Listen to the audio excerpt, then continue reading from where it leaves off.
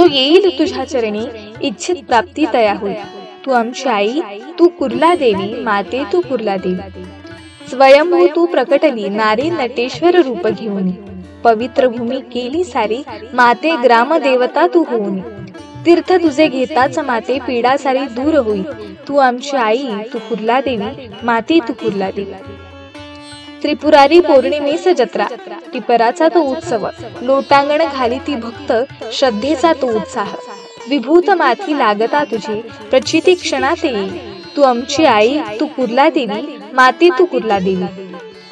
भारतीय संस्कृती आणि परंपरांमध्ये त्रिपुरारी पौर्णिमेला खूप महत्त्व आहे। कार्तिक पौर्णिमेला त्रिपुरारी पौर्णिमा असंही म्हटलं जातं। या दिवशी घरोघरी, अंगणात, मंदिरात दिवे लावण्याची पद्धत आहे। कार्तिक महिन्यात येणाऱ्या पौर्णिमेला त्रिपुरारी पौर्णिमा असं म्हणतात। त्रिपुरारी पौर्णिमा म्हणजे दिवाळीचा सण। त्रिपुरारी पौर्णिमा हा भगवान शंभो शंकराच्या विजयाला समर्पित आहे। या दिवशी भगवान शिवाने त्रिपुरासूर राक्षसाचा वध केला होता। यामुळे या दिवशी त्रिपुरासूर राक्षसाचं प्रतीक म्हणून 750 त्रिपुर वातीचे हवन करून भगवान शिवशंकराची पूजा केली जाते। त्यामुळे जीवनातील अंधकार दूर होतो आणि सर्व समस्यांचे निवारण होते, अशी सर्व भक्तांची धारणा आहे। सिंधुदुर्ग जिल्ह्याच्या वैभववाडी तालुक्यातील सह्याद्रीच्या कुशीत वसलेल्या रमणीय निसर्गाच्या सानिध्यात असलेल्या कुर्ली गावच्या कुर्ला देवीच्या मंदिराची ही कहाणी। जिल्ह्यात प्रसिद्ध असलेल्या कुर्ला देवीचा त्रिपुरारी पौर्णिमेला होणारा हा खास जत्रोत्सव सोहळा। कुर्ली गावाला शिवकालीन इतिहास लाभलेला असून कुर्ला देवीच्या मंदिराची स्थापना कशी झाली हे आमच्या लाईव्ह इन महाराष्ट्र न्यूज चॅनलच्या माध्यमातून आम्ही तुम्हाला दाखवणार आहोत। पोफळी आणि माडवणातील गाव मनोहर येथे शोभते। पोफळी आणि माडवणातील गाव मनोहर येथे शोभते, लाटा उठती सिंधू जलातील, लाटा उठते सिंधू जलातील, गाजतयाची साद घालते। देव भावाचा भुकेला असं म्हणतात, हे खरं आहे। जिथे जिथे म्हणून भक्तीचा प्रत्यय आहे, भाविकतेचा वास आहे, तिथे देव आपलं अस्तित्व दाखवतोच। जिथे भक्तिभाव आहे तिथे चमत्कार घडतोच।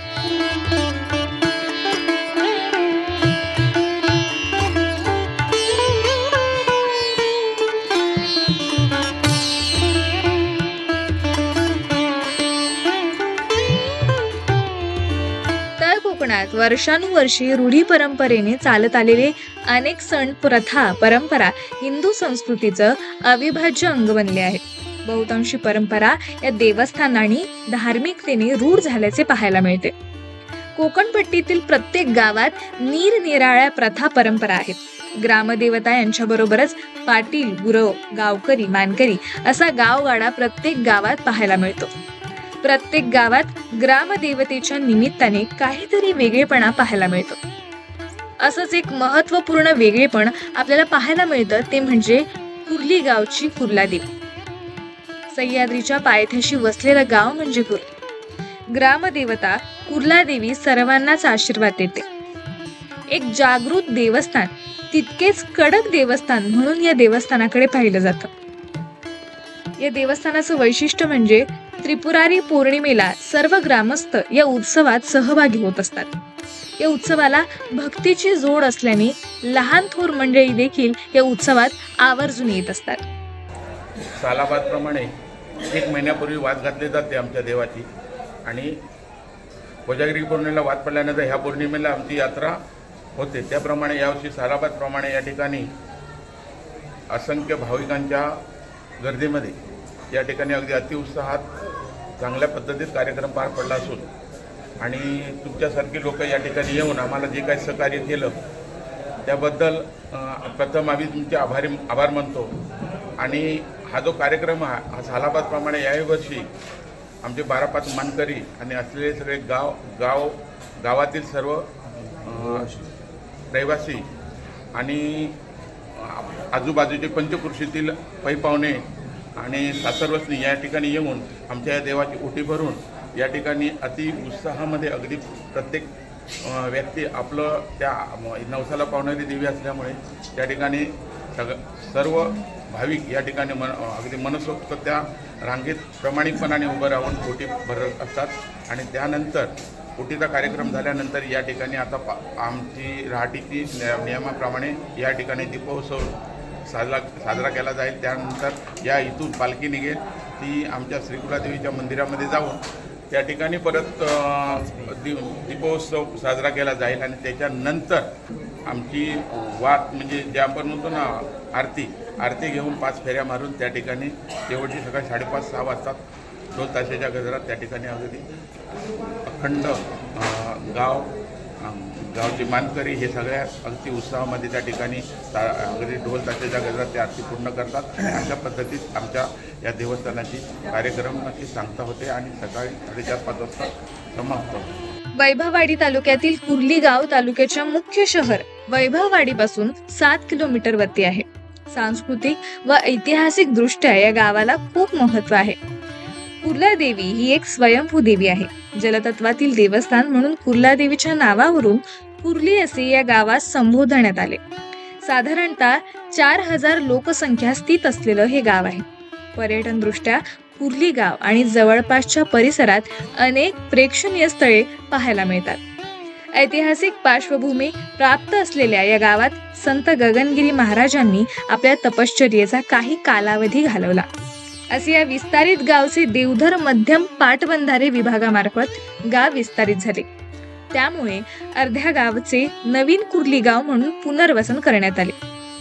गावात सद्यस्थितीमध्ये सुमारे 1500 एवढी लोकसंख्या आहे। याच गावात पुरातन काळात शिवगडीवरून व्यापार विनिमय केला जायचा। शिवकालीन बाजारपेठ असलेलं संस्थान म्हणून कुर्ली गावची ओळख आहे। दाजीपूर अभयारण्याच्या कुशीत वसलेलं शेतीप्रधान असं हे गाव आहे। उंच उंच दरीखोळी असलेलं ठिकाण कुर्ली गाव अगदी पूर्वेस असून गावठणवाडी, वडाची भरड या परिसरात मंदिर वसलेलं आहे। प्राचीन काळापासून मंदिराची परंपरा चालत आलेली आहे। प्राचीन मंदिर असलेल्या ठिकाणहून तिच्या कौल प्रसादाने देवीची पुरवणी घेऊन अलीकडेच म्हणजे 2010 साली मंदिराची स्थापना करण्यात आली। या देवीची महती पूर्वीपासूनच दूरवर पसरलेली असल्याने तिथे भाविक आवर्जून येत असतात। या मंदिराची रचना ही मंदिराचा मुख्य गाभारा व सभा मंडप अशी आहे। मंदिराच्या सुशोभीकरणाचं काम कुर्ली गावचे सुपुत्र सोहम डेव्हलपर्स दीपक कदम यांच्या मोठ्या सहकार्यातून करण्यात आलं। मंदिरात देवीची अतिशय सुंदर अशी मूर्ती असून देवीचं पाषाण हे काळेथर दगडापासून बनवण्यात आलं आहे। कुर्लीवर आरूढ अशी ही देवी, याचप्रमाणे नारी नटेश्वर अशी ही देवी असल्यामुळे या देवीला साडी व धोतर अशी वस्त्रे परिधान करून देवीला सजवलं जातं। देवीचं रूप हे अत्यंत सोज्वळ आणि सात्विक आहे। माहेरवाशिणींच्या नवसाला हाकेला धावणारी सर्वांचीच कुर्ला देवी आई अशी ख्याती संपूर्ण महाराष्ट्रभर पसरलेली आहे।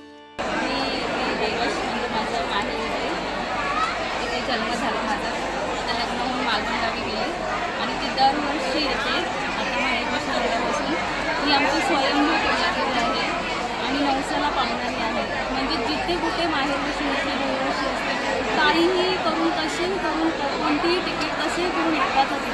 मी या गावची माहेरवाशिणी आहे। माझी कुलदेवी नवसाला पावते। मी दरवर्षी या देवीच्या जत्रेला येते। मी दरवर्षी न चुकता या जत्रेला येते। ॲक्च्युली मी या गावची माहेरवाशिणी आहे आणि माझी मुलांची स्कूल असतात, पण तरी पण त्या मी बंक करते, कारण का तिचं प्रत्येक वेळेला मला अनुभव येते। जेव्हा पण मी हाक मारते त्याकेला ती धावून येते आणि कुर्ला देवीचं माझ्या खूप मनापासून तिचं प्रेम येते। एक दिवस तिचा असं आहे की मी तिच्या उत्सवासाठी येणं मस्ट असतं, त्यामुळे मी काढा करते, सगळं काही तिच्या आनंदाने म्हणजे मी इथे येते। या देवीला भाविक 5 नारळाचा नवस, गोडे नवस तसेच देवीची खणा नारळाने ओटी भरली जाते। कुर्ला देवी 12 पंचायतन देवस्थानातील असून देवस्थानाच्या अधिपत्याखाली श्री कुर्ला देवी, पावणाई देवी, गांगोलीश्वर, भारती, कुलदेवता, महापुरुष यांचा समावेश आहे। कालपासून संवर्धनाचं काम चालू झालं आणि टिपल पाजळणार 2 वाजता आणि पालखी फिरणार 4 वाजता आणि नंतर मग सांगता करणार 6 वाजता। दरवर्षीप्रमाणे यावर्षी जे का माईचा उत्सव झालेला, आज या कार्यक्रमासाठी बाहेरून परदेशातून जे काही पाहुणे मंडळी भाविक आलेले आहेत या सर्वांचे आज आमच्या पवार समाजातर्फे तसेच श्री कुर्लादेवी पवारवाडी सार्वजनिक मंडळ यांच्यातर्फे खूप खूप स्वागत आणि सर्वांना आम्ही आभार मानतो की त्यांनी या उत्सवाला उपस्थित राहून या उत्सवाची शोभा वाढवली त्यासाठी सगळ्यांचा आभार. या देवस्थानामध्ये उत्सव साजरे केले. त्रिपुरारी पौर्णिमा हा दिवस जगभर म्हणून साजरा केला. तसेच अखंड हरिनाम संग्राम, दसरा उत्सव, श्रावणी सोमवार या चारही सोमवारी मंदिरामध्ये महाप्रसाद केला जातो. दसरा उत्सवाला 10ही दिवस पावणाई करून दशमीला परंपरेनुसार नक्षत्राच्या शेजारी शिवलग्नासाठी जातात. जून महिन्यामध्ये देशवृत्ती वार्षिक केले जाते. 4 दिशेला 4 चाळे असल्यामुळे या गावात देसुरूड साजरा केला जातो. उपरलाचा चाळा हा माहेर वाशिणींचा चाळा म्हणून ओळखला जातो. दोना हे साथी आसऱ्याचं स्थळ असून हे देवस्थान या देवस्थानाशी निगडित आहे. भाविकांच्या इच्छेनुसार तिथे देव भेटीला जातात. दरवर्षी त्रिपुरारी पौर्णिमेला कुर्ला देवीचा वार्षिक जत्रोत्सव साजरा केला जातो. यावेळी सकाळी 10 वाजल्यापासून धार्मिक विधींना सुरुवात होते. यामध्ये सकाळी ग्रामदेवतांची पूजा करून 11 वाजता श्री कुर्ला देवीच्या मूर्तीला अभिषेक, 11:30 वाजता श्री कुर्ला देवी उत्सव मूर्तीला आभूषण अलंकार चढवणे, दुपारी 12 वाजता श्री गणेश पूजन व श्री देवीची महापूजा, 1 वाजता महाआरती,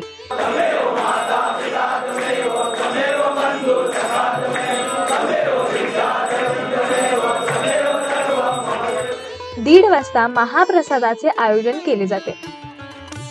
दुपारी 3 वाजता महाप्रसादानंतर सामुदायिक लोटांगण, सायंकाळी 6 वाजता 12:05ची गारहाणे,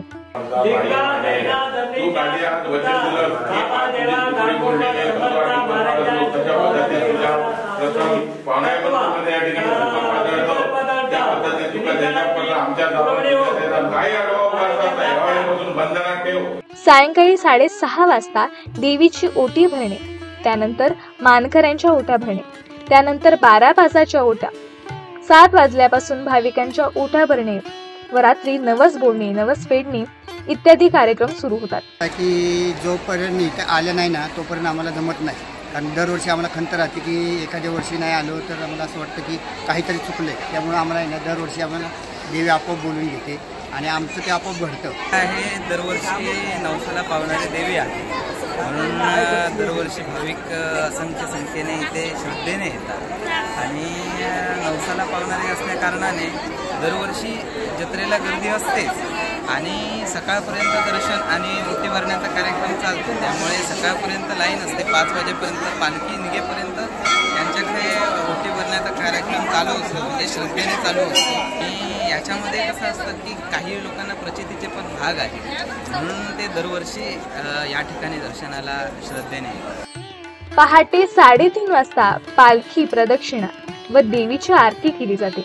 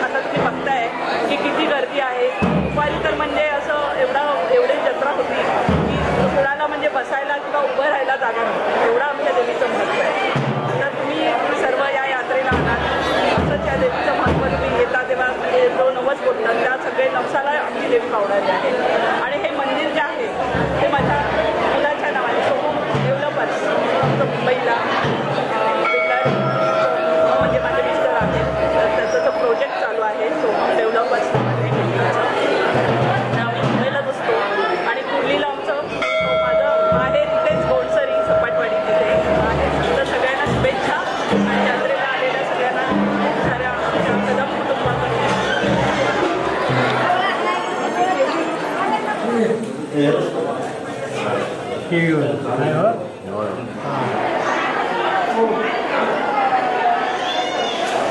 त्या ठिकाणी लाईव्ह महाराष्ट्राचे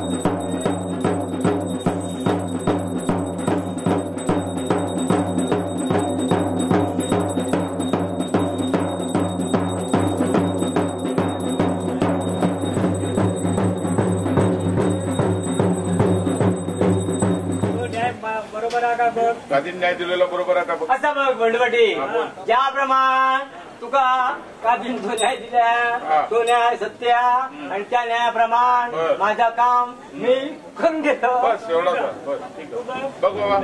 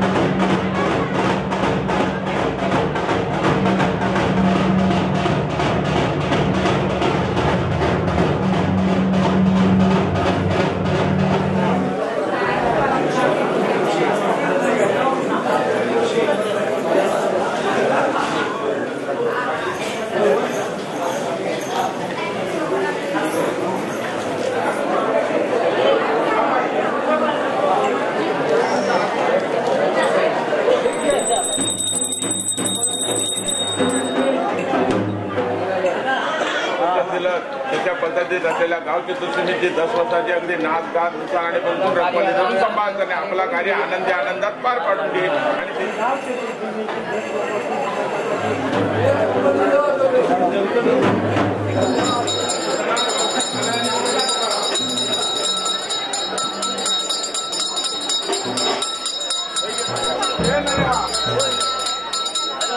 मागे घ्या ओके जरा थांबा, आकडे येणार, चला पुढे राहा आणि खंडाळ्यांच्या